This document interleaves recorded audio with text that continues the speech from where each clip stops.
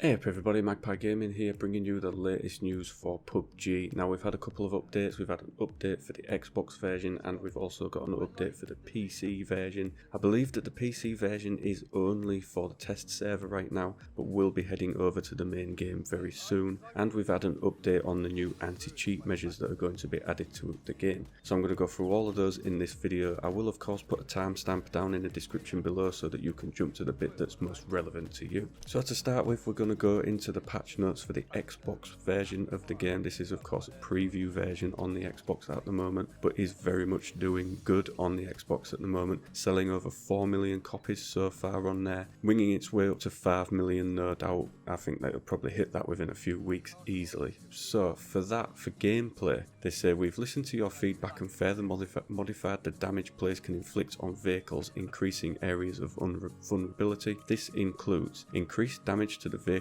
body and significant damage to wheels when targeted with gunfire. Increased vehicle damage when successfully targeted with a grenade. Both driver and passenger will suffer increased injuries from crashing into objects or other vehicles, the Dacia, the UAZ and the buggy. Slight reduction to player damage when being struck by a vehicle. Now I've seen some people say that it's a massive reduction in the damage taken when being hit by a vehicle. Got nothing to back that up, they just say in the patch notes that it's simply a slight reduction. So for optimizations, they've continued optimizing the controller input lag. Visual quality of the reticle is improved for Xbox One, red dot holographic and 2x sight. And for bug fixes, they've resolved an issue where inventory may highlight the wrong column when looting. The sensitivity setting for 4x scope is now also applied to the permanent scope on the VSS. Auto run double clicking the left stick is disabled when aiming down sights. Players can now use the D-pad while in the map view without switching melee, pistol or throwing weapons. Removing the marker from the map when pressing Y will no longer switch primary secondary weapons, and they fixed an issue where the crosshair is not correctly displayed after players reconnect to the game session. So as I've said before, they're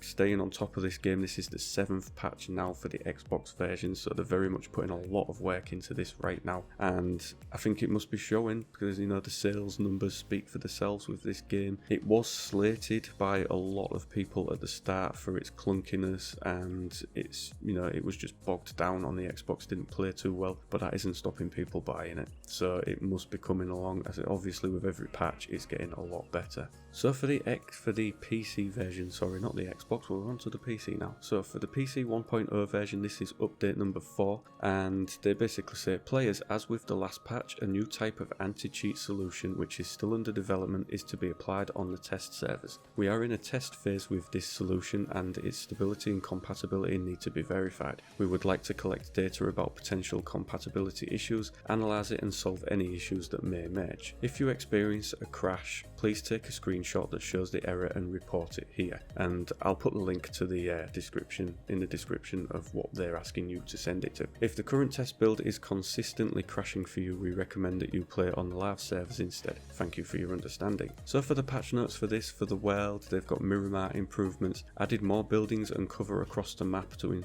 improve the engagement experience. Now this has been done because there's been lots of complaints from the community that there was massive areas within this map where there was very little cover. Now from the original map you've got trees everywhere, in this one it's desert of course, so there isn't a great deal of cover, you've got some rocks here and there, but there were a lot of complaints that there were quite open expanses of land where there was just no cover whatsoever and you were basically just sniper fodder within the game. So they've added more buildings and things like that for you to hide behind, so it creates more of an engaging experience. They've added more off-road routes for easier vehicle navigation, upgraded the item spawn level of certain areas for loot balancing, some areas will spawn better loot. For replay, the replay system has now been updated to a newer version and past replay files cannot be played anymore. For bug fixes, they've fixed the issue where heal and boost items could be used underwater, fixed the issue where characters would get stuck in certain areas on Miramar, fixed the issue where wall textures on some Miramar buildings were not displayed correctly, and fix the issues where certain buildings near Hacienda del Petron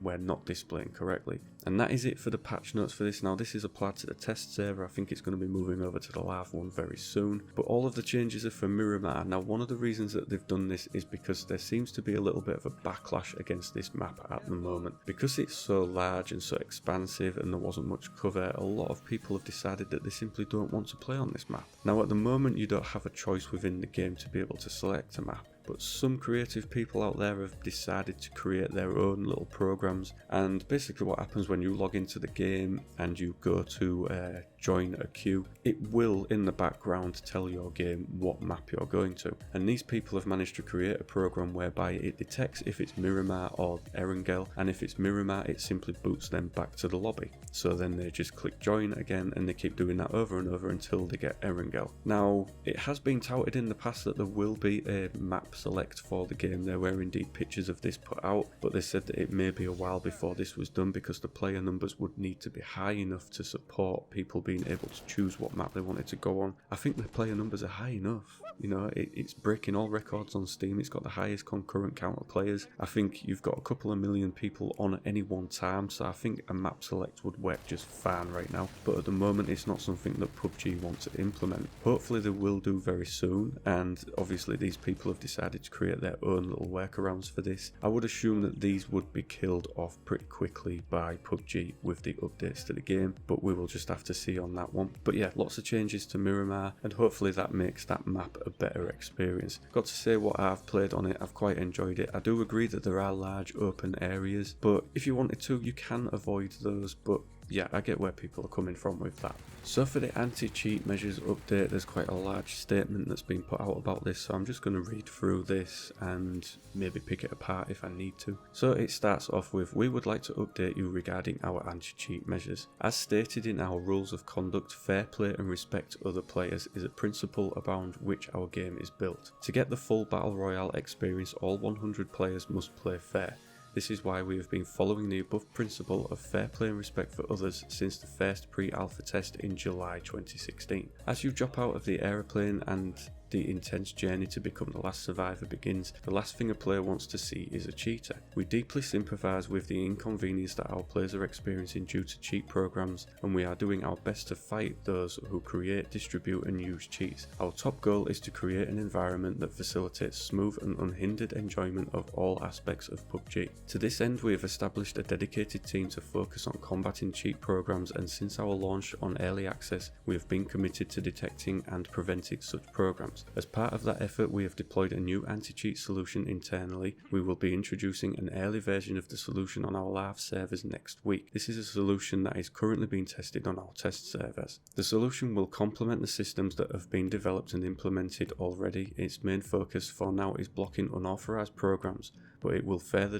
be developed to broaden the scope of its abilities. This feature will also block different helper programs that alter the graphics or aid in gameplay in some way. What these programs have in common is that they all hook into our game and transform game files. Programs that are not used to gain an unfair advantage can also be blocked if they behave like cheats. Some programs that do not affect gameplay may be blocked temporarily as we hone the new anti-cheat features. We are checking the programs that are being blocked on the test servers and will allow the use of harmless programs as quickly as possible. In addition, here are some measures we have taken to effectively block and prevent cheat programs. In-game report function. We are gradually upgrading our in-game reporting features to effectively review your reports and accurately verify cheat activities. An internal system is being built as well to allow us to investigate reported content faster and more accurately. If you encounter a player you suspect of cheating, please use the report function. Please do bear in mind that when watching a replay, sometimes the replay footage and the actual gameplay may differ due to bugs or network issues. File modification. If you tamper with the game files, your game access may be blocked, especially if you delete, modify or manipulate in any way the files affecting any of the game systems and mechanics. Account sharing. We have an announcement for those of you using family sharing on Steam. We had allowed this feature